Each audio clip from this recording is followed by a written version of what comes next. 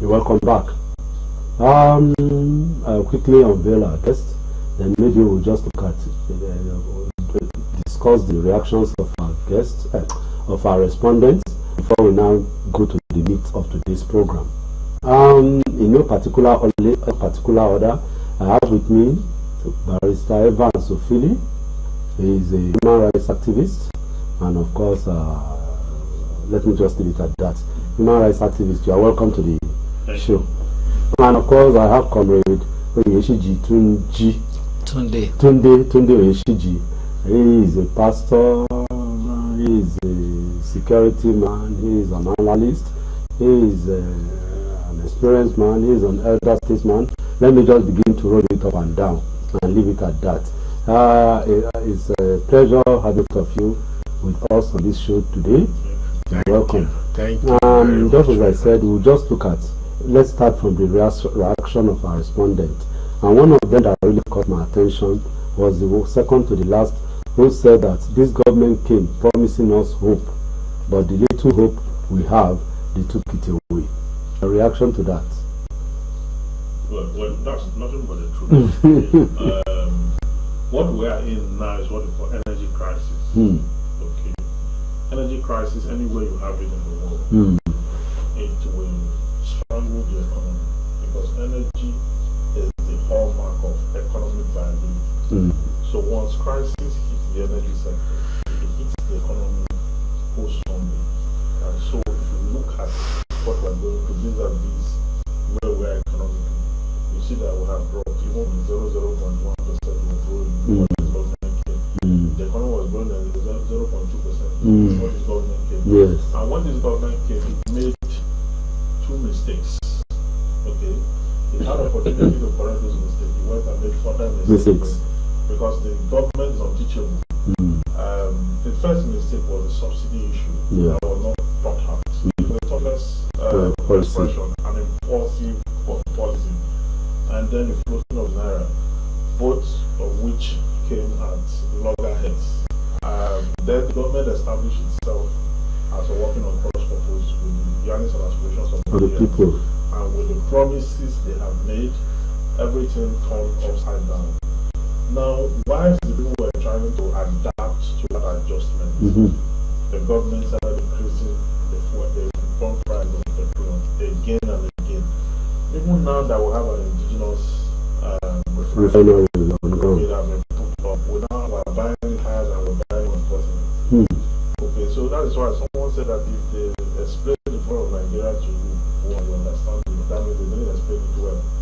How do you explain a situation where you were importing premium motor spirit, okay, because you didn't have a refinery? Now you have a refinery that off-take all the products, all the crude in this country, and maybe the crudes in other African countries, everything together. Dangote refinery is the biggest in the world. It can off-take almost everything. But now you have that, it's not functioning to full capacity. You are not able to get the price correct. The moment Dangote announced that it's going to push out the product, NNPC came in, rushed and increased the price. And we will see this. NNPC that have 4 refineries abandon the 4 refineries just to be a vendor of the brand. So the contradiction is just so much that it looks like there's no government on ground. Comrade, sorry, Comrade. Sir. This is quite interesting to the extent that a private refinery that was coming up, because news from the grapevine was that Dangote was wanted to sell at a very low price. The government, one way or the other, intervened through the NNPC, and here we are. And Dangote started his refinery some few years ago. 12 years ago. And since I've been a kid, or let me be more radical now. I remember the time of Tamuno David West. And we call it Tam David West. Since then, and Tam on maintenance are the same thing. You remember, Tam around maintenance. Tamuno David West was the minister of petroleum then, and he was busy timing all the refineries that they will be working very soon. Since terminus time, more than 10-15 years ago, till now, the turnaround, in fact, the gist and the most painful thing is that they have now abandoned the turnaround, now facing Dangote. So is that a normal way of life?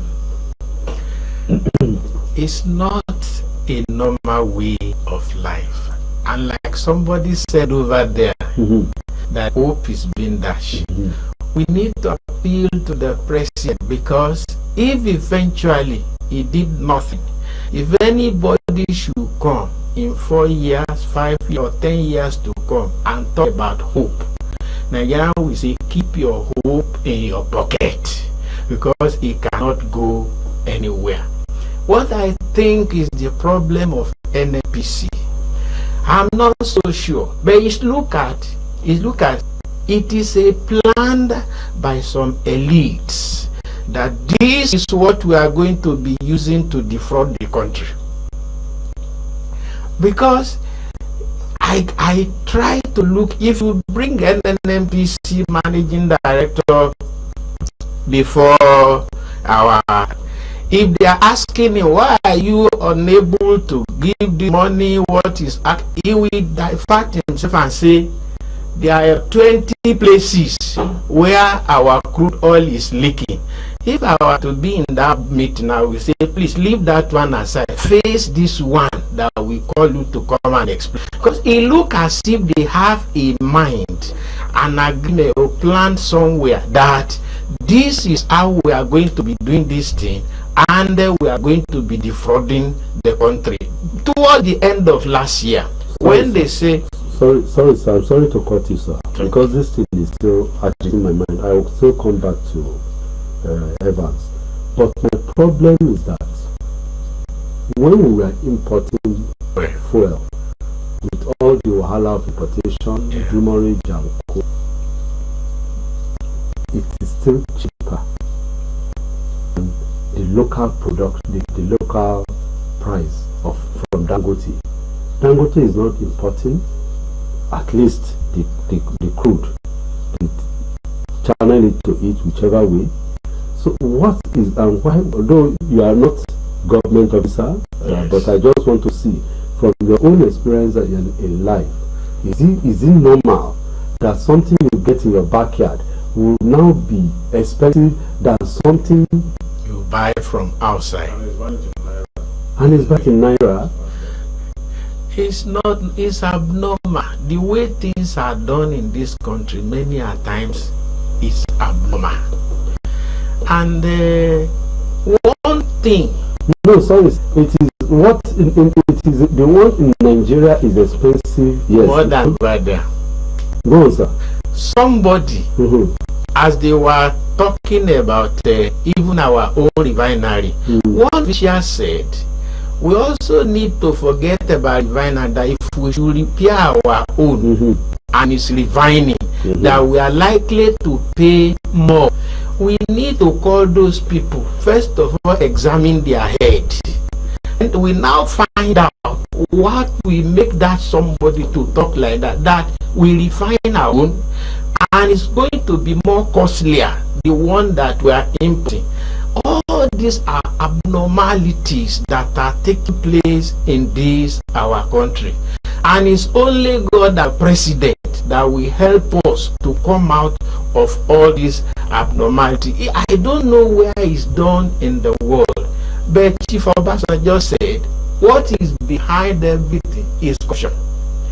Towards the end of last year, when they say we are going to all refineries will be working by December, he said he cannot work. They asked him why. He said the corruption will not allow it to work. That at the time he called some experts together and they told him that corruption will not allow the refinery of our country to work. I've heard somebody also commenting on radio, somebody about or some, he said the corruption in that section cannot allow, and it is that corruption that has been built up. It's not like a network of corrupt people and they are working together. That's why we are coming up with this abnormality. But the thing that we should pray God and pray president is that, you know, there is tendency for anybody to become bad.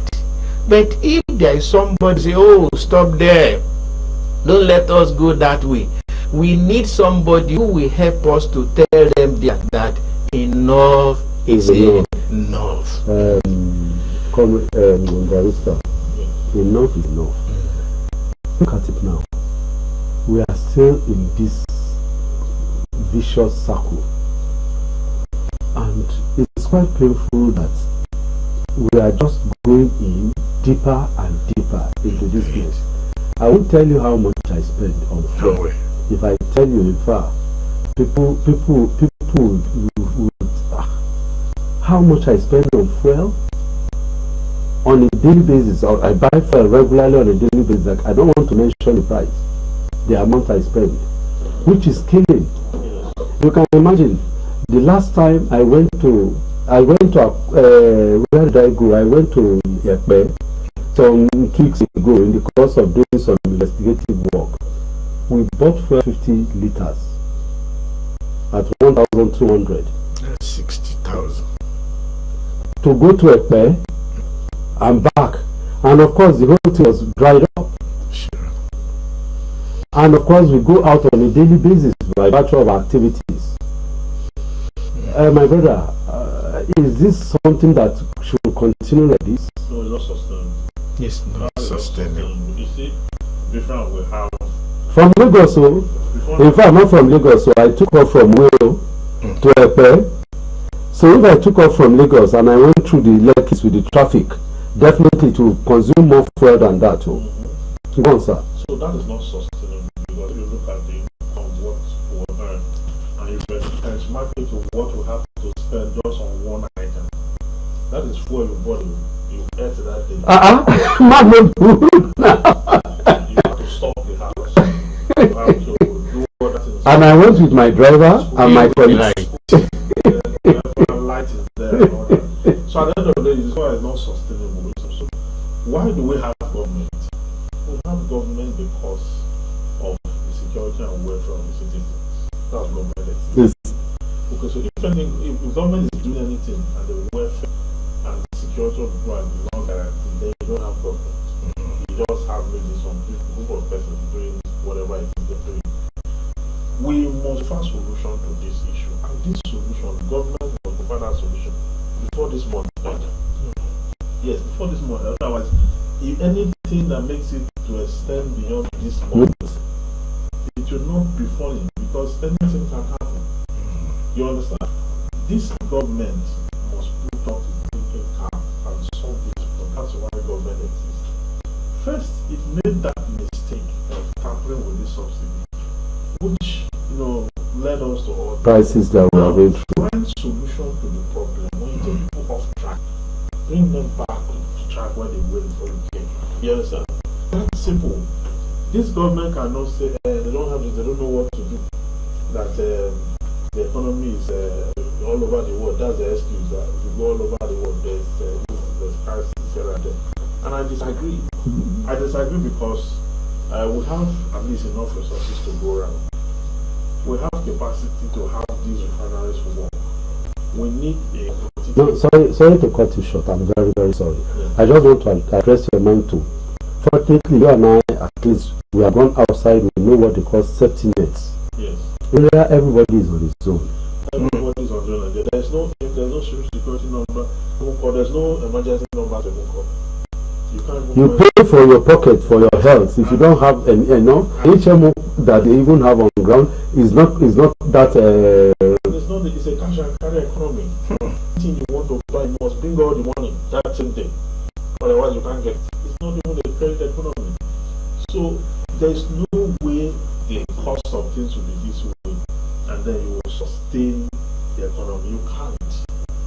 So there's no other way other than for the government to work it out, to work out this, to ensure that those who work earn enough to spend. And what they should spend money on shouldn't be things that we have in abundance, that they are spending the whole of their money on. Look at the cost of power, for example. It's gone why that, if you are living in a duplex or a new flat, the moment you load 100,000, it's not up to 3 weeks is done. Those days, 100,000. How much do you earn? And when you turn around, if there's no light, you face the to power your jet, and it's another wahala. You are still in the same trouble. You go out, you spend money. So it's a whole lot that we need to deal with. Yes, we'll come back very soon, and we'll now begin to look at solutions from our side. And the problem is that it's not as if government is not is not giving so much ideas to work with. I don't know their problem, but maybe after this program, they may begin to look inwards, seeing how these things, because the cry from every part of the country is hunger, is this despondency, is this hopeless situation that we are all in. And I pray that indeed government will listen to these little ideas that will profile in the next leg of this program, so as to make life better for everybody. My people, don't go away. We want to for a short break, and when we come back, we'll get cracking, and of course on the home front, then government, through you too, the way forward, so that government will use it to see how they can better our life and make things easy for us.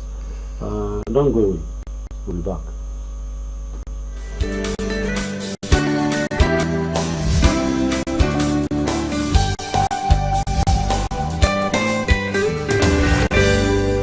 Just a little above 1 year after President Tinubu removed the petrol subsidy when he became president, the Nigerian National Petroleum Corporation Limited increased the pump price again, this time to almost 1,000 naira a litre.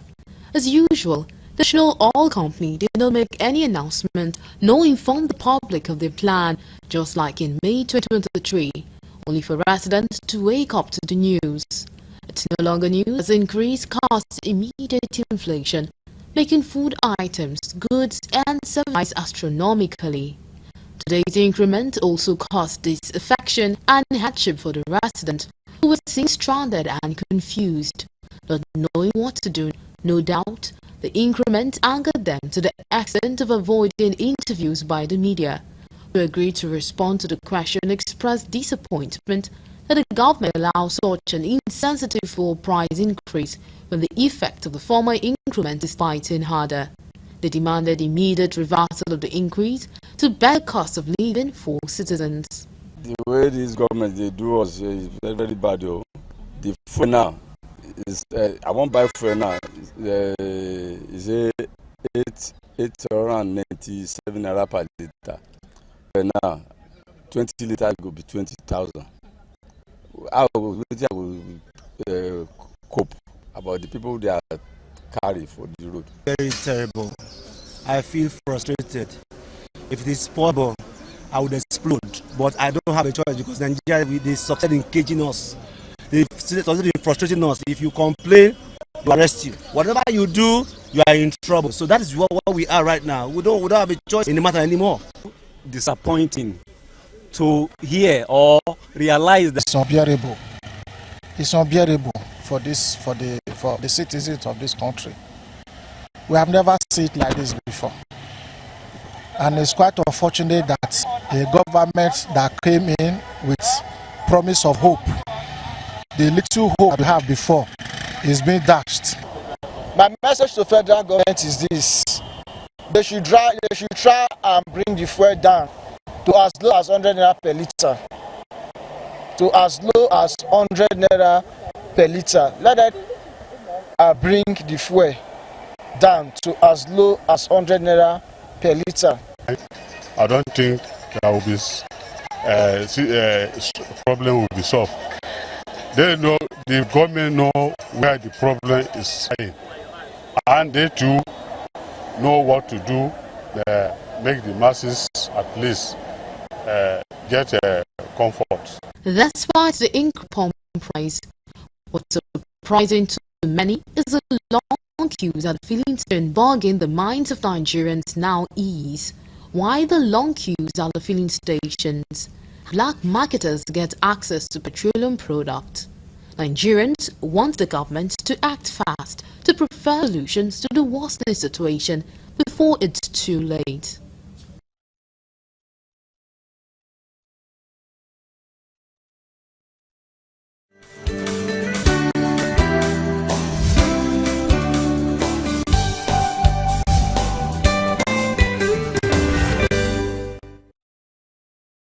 Exchanging ideas here in the studio is really interesting. One can imagine what happens to our brothers and sisters of the street. Those who are, we call it eating in living. Those who live on their daily bread. And that's why I really like some few seconds ago before I came into the studio and I just ran into one boy, one street boy. I used to be a street boy too. So I ran into him, I had the experience, and of course he helped me to ensure that I delivered my room. And I should give him money. So what now?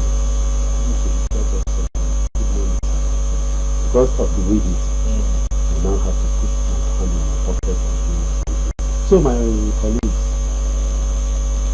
let us begin to prepare solutions. They hear how they do it too, because as a pastor I know, be ye hearers and not doers alone of the word. Who will tell them the word? Let them know, because again the second leg again is that Jesus Christ told his disciples that they are that anywhere you go, you preach the word. If they hear, good. If they don't hear, shake your leg. It does. So who will tell government what and what should be done? And I'll start with you, Barrister. Yeah, let's start from government first solution. The first problem that caused this. No, we talk about the problem. Okay then. The government came up with the first solution. Okay, that's the CNG. Yes. Now, the CNG is this natural gas, whatever. Convert your vehicle to CNG. Yes. Just this week, this CNG car started exploding. One exploded in Benin. Yes. Because these cars were designed for petrol. And if you look at the function and all that, and most of these cars have that they are talking about. You don't even put a year to the car or the chassis, the kind of the number of years the car has spent. You don't say people to go and convert to CNG. That there are we have 6 centers in Lagos for virtual TV people. In Benin, they did that conversion and exploded, and people were injured and who were killed. That's government first solution, which is hazard, which is the hazard we're believing that the roads are too bad, and that the kind of vehicles we are using, the logistics, many of them are not roadworthy, and you have to them to convert to no control, and the kind of sun we have here. Yeah, it's not comparable to Europe. There are times when you on your AC, you have to, you say you think it's not working. Yes, it's working, but you cannot breathe. Yeah. So government first solution was that CNG. Now look at what is going, the ones that have converted. What is government doing about it? My own solution to the matter would be that I don't think CNG is a solution to the problem. Okay, I know someone said he drove from Ibadan to Lagos for less than 1,000 gas or whatever it is. Well, as much as that is a solution, is it compatible with all vehicles that we have as presently constituted?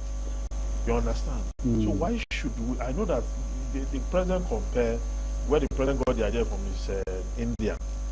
That India is working very well and all that, but India, they don't move from petrol to CNG because of the cost. Because of the cost of petrol. No, it was because of air pollution, the green economy. This what do you call it? Climate change. Okay, that was the issue. Here we have a different parameter.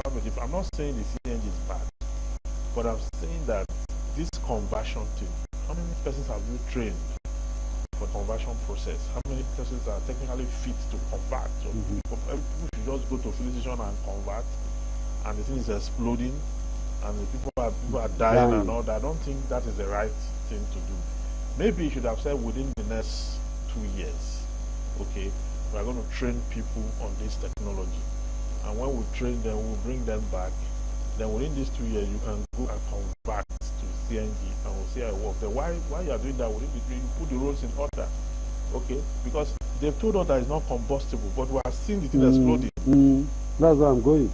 So that solution did not work. Then we are profiling a better solution to that same solution to say, give us a timeline. Okay, train people, get people who have this technology, bring them here, let them do it, let's test it and see the viability of it. Why is that ongoing? Fix the road and then make it smooth enough. That is one way to get it, but the other one is to ensure that there is a free market economy in this energy sector, because there are too many distractions, there are too many regulators. NNPCL, by virtue of the PIA, is not a regulator any longer, but you see fixing price. Why? We have the upstream and downstream regulatory commission that is supposed to take over the role of NCF, because NNPCL is now a player. NNPCL is just like any other company now who is in the so why are they still regulating price? Those are questions. Government should take out this bureaucracy. How people, just like I said, that marketers can go directly now and purchase. So let's have that kind of system. Then the people that have been licensed, a lot of people have refinery license, they can't build, they are not able to build refineries yet. Government should assist them. If you cannot revive our old ones, give them soft loan or assist them to build these refineries. The last time they said that they are giving them the next 2 years, that if they cannot, they are going to revoke the licenses. I said that's not the solution. Find out why they are not able to construct. Creating the enabling environment. If they find out, so why that they are not able to finish it's not pulling it out, revoking it out, to put them under pressure to go build refinery by force, and when they are done, you don't have crude for them. Before now, that was buying WTI from Texas to refine, and it's still saying that if it does not get enough, it's still going to buy WTI to refine. And when you buy crude from different places to refine, what you will do, you will be blending. Because our own crude is sweet crude. You buy from other places, there's sulfur in it. You have to extract sulfur. You now blend it with the sweet crude, and before you have the product. So let's ensure we have enough of this, and we have enough refinery. Nigeria can work if we really want it to work. Yes, Nigeria can work. That's all it should be. Can indeed Nigeria work? Let me, I'm sorry, sir, so that I will go deeper. I like the way that you landed it. Nigeria can work if we want it to work. Ever since I've been, particularly immediately after the Civil War, there is this cliche there. To keep Nigeria warm is a task that must be done. I don't know, because when I was that small boy, that thing sank into my brain and working in me. And that was what made me to set up voters awareness initiative to cleanse the electoral process, to ensuring that indeed democracy is on. And of course, when it came about this idea of begin and so on, now some people to work against it, and today at least we are near it. So if you too, you have, all of us have one way or the other, but not everybody is trying to make Nigeria work. Why? Nigeria can work. It's like there are those inability of Nigeria not to work, they are feeding from it. And because they are feeding from it. But I'm struggling to make Nigeria work, and I'm feeding. Yes. Is that not so? Yes. I know you as a practitioner, as an advocate. You are making Nigeria work, struggling in your own corner, and you are feeding. You are a pastor and a security man. You are working towards the working of Nigeria, meaning to move forward, and you are feeding. So why must some people now want to strangulate Nigeria? Because the type of home money they are looking for is not like the one that you and the barrister is looking for. And they are it's like they are very closer to authority. Okay. So they do everything to imagine at the time when Dangote just finished his own refinery. An official, NPC official said the fuel is producing is substandard. If we went to at the time he said he has not been licensed. He said he has not been licensed. If we, those are the people who are not making Nigeria to work. And if those people are there, he has been there. He must have been there for more than 10 years. I don't know. And he's still there. And after he said that one openly, he's still there.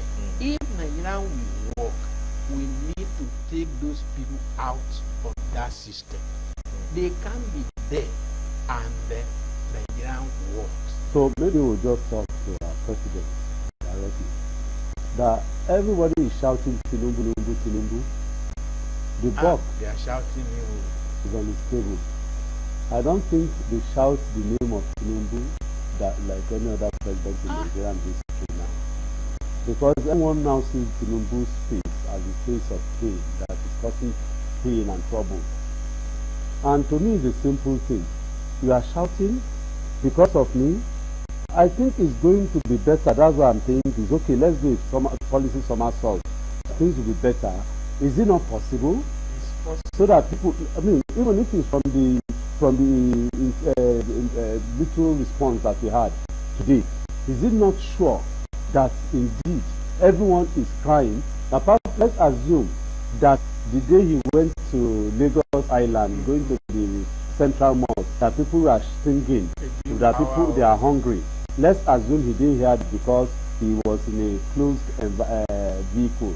This one now that people are saying all down, is it not to his earshot or his advisors? Is it until we all begin to drop dead one by one on the street before government does something? Again, sir, I want to put that question to you. Is it not possible for Tinubu to do a policy somersault or policy to back down, so that there will be? We want to break like that guy that was killed in America, Fred Floyd or something. That said, I'm not breathing. I want to breathe. We too want to breathe. I be my brother. So how can Tinubu make us breathe? The Tinubu that we had when we were in Lagos, he has a think tank that are helping me to come out to fashion out solutions, problems. I don't know, because what is really happening? You know, as they were talking about CNG, then they keep increasing the fuel. So we don't even, the one they gave that this one is a solution. Now all of a sudden you hear that they are now taking the petrol price higher again. And like he said, so it's NNPC now that are helping Dangote to fix price. What is the real problem? So Tinubu should help us. This Baba, our president, should please help us. People are shouting. People are crying. Things are not working at all. People are suffering. People are really suffering. He should see what to do about this suffering the people. He has been saying it. We should be patient. I'm asking myself, till when? They increase it to 800, 600 and something. You say we should be patient. We are patient. To 800 and something, we should be patient. Now, some people say maybe they are going to 1,005 per litre officially in Lagos. Now, there is a particular brother, he told me, he said, so the patient can easily come to an end. Don't forget, we used to have a patient in Asoro. In those days. And of course, during her time too, Nigerians were patient. And now that she's no more there, obviously, I don't think Nigerians want to enjoy a week again for this patient. What I guess we should do, Barrister, is it possible that Tinubu shifts ground for history and for posterity? It's very possible. And for his own good name? It's about policy. Okay. Because the elections are coming very soon. there's nowhere in the world that things are not subsidized. If you don't subsidize that, the citizens will run into trouble. Don't save that money you say you are gathering. I'm sorry again. Even in countries that they subsidize, those ones are credit induced economy. In this country, in this economy here, it is cash and carry. So, and just to portray your point that subsidy is needed, seriously, it's needed. Not even in fuel. You cannot say not even in fuel. You are spending trillions on subsidy, therefore you will save that money. When you save that to money, do what? Then you now use it to channel. Don't save the money. Spend it on the citizens. The essence of governance is the people. Welfare. There's no other thing that government define that is not people driven. So if you are spending too much trillion because few people are cabals that are benefiting, go after them. Spend the money on the citizens. It's because they fail to spend the money on the citizens that you have this problem. Yeah. People running across the politics having problems. When they came up with the end bad governance protest, the citizens in August, he did it after some days. The president said he's going to come and address them. He did a broadcast that did not mention anything about the problems they put forward before them. He didn't mention anything. Now, between that August to October, instead of him to reduce the price or restore the subsidy, he increased it twice. Is that not a recipe for anarchy? They are looking for trouble. That's what they are doing because you are daring the people. What? They say what you have done so far is not sustainable. Take us back to where we were before you came. He broadcast without talking to them. Maybe I'll just increase it twice. Again, maybe I'll just ask this. A lot of money comes into the government's coffers. Where and what are they spending this money on? But it's clear now. You see what they are buying. You buy private jets. You buy cars for the office of the wife of the president. That is not constitutional. You buy yacht. Buy Escalade. Then you start traveling all over. And that reminds me, maybe we're going to look at the archives. I know that there was a court ruling on this issue of unbudgeted and constitutional offices. Yes. Being given and allotted. Yes. I guess we'll look at that very well. Because we'll look at it. Don't worry, you and I will look at that. Don't look at that. We'll look at that because it can't continue like this. It can't. Why I'm even pained is that the people, because that's the whole essence of this government. The Constitution, by virtue of Section 1, Section 114, says the wealth and the security is the essence of government. Section 14.1. And any government that does not look at that issue is not there, because it is the people that voted the government, and the government must now be for the people in terms of creating welfare. So if the people are now shouting, government leaves the people and now begin to pacify and to take out the interest of the cabal, I don't think that is what this program really. And those of you who are watching online, to share, to get to President Tinubu that we want to do it in this country. It's not to if a policy sheet is made, or we call it policy salt, or as we say, eating the humble pie. If the principle here, as your people say, if we don't know where we are going, at least we know where we are coming from. And I think we should, if we are not going forward, let us go back and let us have some peace. Everywhere, we are hungry, we are dying and all. I hope Tinubu will give us a respite. Just as one of our guests said, everything now is in the hands of God and the hands of Almighty Tinubu. Tinubu should do something, because it's your name that everybody is shouting every day. And I know that you want your name to be shouted in the good on the good side, not on the evil side. I know you, Tinubu, very well. I know you. You are a kind-hearted person. And I want to believe that maybe we'll use this opportunity to that you take a walk. I know you very well. You are a populist. Take a walk on the streets of Lagos, Kano, Port Harcourt, and even your Abuja. Those 3 places or 4 places, take a walk down to hear what your people are saying, so that you go back to your office call your people together and now see how you can make Nigeria a better place. I hope this is a good way to end today's program. Thank you, viewers, for watching us. Please, we want to use this opportunity to thank our guests, Barrister Evans Oteni, and Comrade Pastor Tunji. Today I call it Tunji, I don't know why. Tunde Oye Shiji. Thank you for coming today. We appreciate you. And my people out there, to